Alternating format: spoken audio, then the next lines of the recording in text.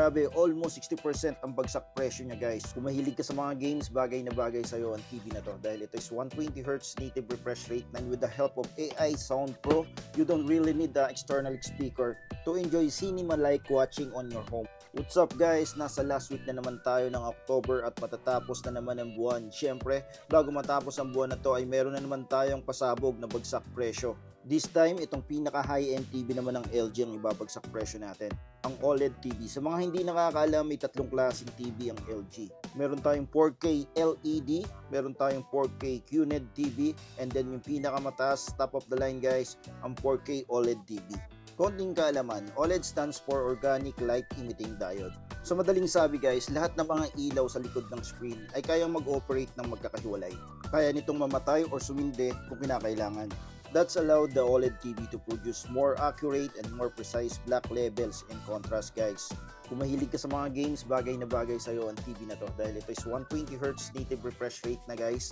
If we check naman the audio quality guys, this is using 2.2 channel speaker system with 40 watts audio output and then syempre Dolby Atmos na rin, and with the help of AI Sound Pro, you don't really need the external speaker to enjoy cinema-like watching on your home guys. If we check naman the design guys, this is a center stand guys, pero pwede mo rin siyang i-wall mount. And sa mga mag-assume, unahan ko na kayo, wala pong kasamang wall bracket ng LG. Bibilan mo siya kung gusto mo siyang i-wall mount.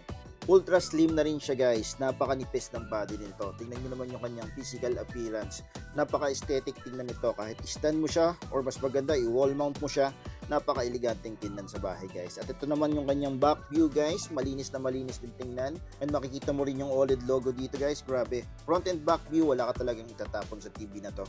Ito naman yung mga available connectivity natin sa likod guys. Meron siyang tatlong USB slot, meron siyang 4 na HDMI slot, isa dyan yung 2.1 for gaming, meron din siyang LAN connection, optical audio out, and then syempre meron din siyang RF antenna. Wireless connectivity naman, of course, meron siyang Wi-Fi and Bluetooth. Syempre ang hindi mawawala guys, included na rin ang Magic Motion remote sa package guys. That's worth 2,999 if you buy it separately guys. So ito na ang hinihintay natin guys, the moment of truth. Magkano na nga lang ba itong OLED na 55 inches ng LG ngayon? Ang model nito ay OLED 55C4 PSA. Ang regular price or SRP niya is 119,990.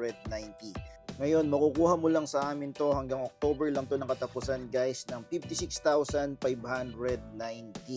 Grabe, almost 60% ang bagsak presyo niya guys. Siyempre, maraming magsasabi mahal pa rin, but this is OLED guys. Ito ang pinakamagandang TV sa market ngayon. Siyempre, kung gusto pa ng additional discount, alam mo na ang gagawin mo. Share mo lang tong video na to at i-follow mo kami dito. Maraming salamat po.